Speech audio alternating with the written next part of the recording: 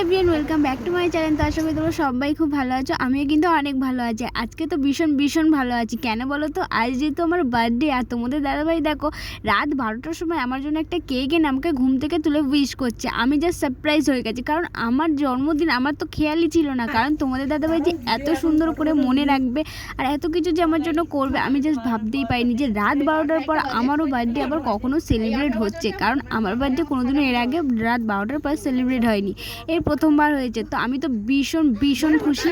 আর সত্যি কথা বলতে গিয়ে আমার বরকে তো পেয়ে আমি তো ভীষণ খুশি, কারণ ওর মতো সত্যি এত কেয়ারিং আর এত ভালোবাসা দিয়ে যে আমাকে এতটা আগলে রাখে।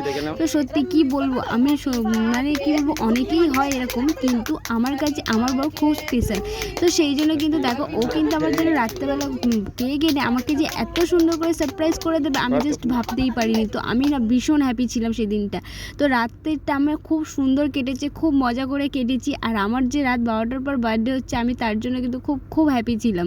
তো দেখো এখন কিন্তু কেক কাটিং হবে, কারণ তো এখানে দেখো আমাকে কিন্তু কেক কাটিং করতে হয়তো দেবেই না রাত্রেবেলা, কারণ মোমবাতিগুলো নেভাতেই দিচ্ছে না মা আর দিদা মিলে। দেখো যতবার আমি নেভাতে যাই, যেহেতু এগুলো ম্যাজিক মোমবাতি, সেই জন্য কিন্তু যতবার নেভাতে যাই ততবার কিন্তু হাততালি মেরে ওগুলোকে আবারও জ্বালিয়ে দিচ্ছে। সত্যি কথা, ওরা কিন্তু খুব মজাদার মানুষ, কারণ এরাও খুব মানে যে কী বলবো, এত ভালো মানুষ। কারণ এদের সাথে না মিশলে হয়তো কেউ বুঝতেই পারবে না যে এরকমও মানুষ পৃথিবীতে হয়। সত্যি আমি এদের সাথে থেকে কিন্তু আমি বুঝেছি যে মানুষ কত রকমের হতে পারে। সত্যি এদের মতো মানুষের তো আমি আগে কখনো দেখিনি। খুব ভালো মানুষ, আর এত সুন্দরভাবে যে মিশতে পারে সবার সঙ্গে, কি বলবো।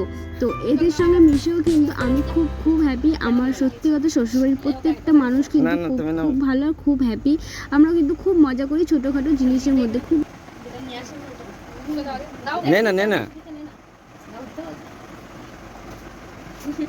না কেক কাটিং তো হয়ে গেল, আর এখানে কিন্তু সবাই মিলে কিন্তু কেক খাওয়ার পর্ব চলছে। দেখতে পাচ্ছ সবাই মিলে কিন্তু কেক খেয়ে নিলাম, আর আমার মুখটাকে লাগিয়ে কি করেছে দেখতে পাচ্ছ।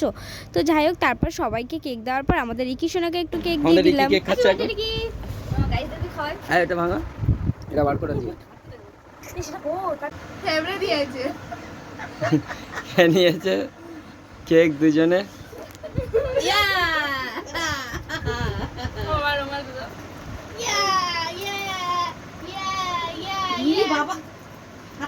আর তোমাদের জন্য এই কেকটা, তোমরাও খেয়ে নাও।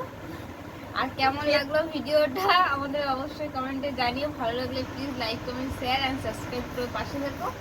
আজকের মতো good night, tata, love you all guys.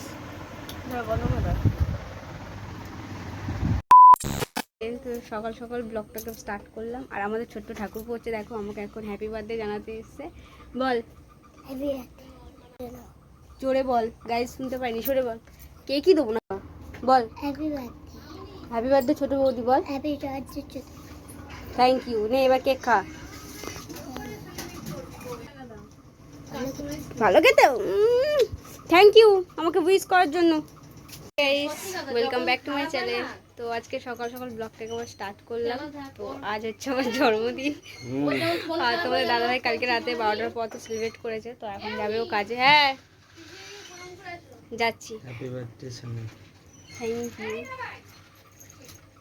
তো এখন যাচ্ছে তোমার দাদাভাই, তো এখন কাজে বেরোচ্ছে। বিটন যাচ্ছে সকাল সকাল এসে আমাকে উইশ করলো, তাই জন্য খুশি হয়ে আমি এখন কেক খাওয়াচ্ছি। না নাটের গুরু ছিল তো আগে। হ্যাঁ নাটের গুরু ছিল, কালকে রাতে লুকিয়ে লুকিয়ে দুজনে মিলে সবকিছু করেছে, আমি কিছুই জানতে পারিনি। কেকটা বেশ সুন্দর হয়েছে। হ্যাঁ কেকটা কিন্তু সুন্দর হয়েছে। তো টাটা, এখন যাচ্ছে তোমাদের দাদা ভাইরা এখন ডিউটি বেরোচ্ছে। তো দেখা হবে তোমার সাথে আবার পরে। তো এখন টাটা।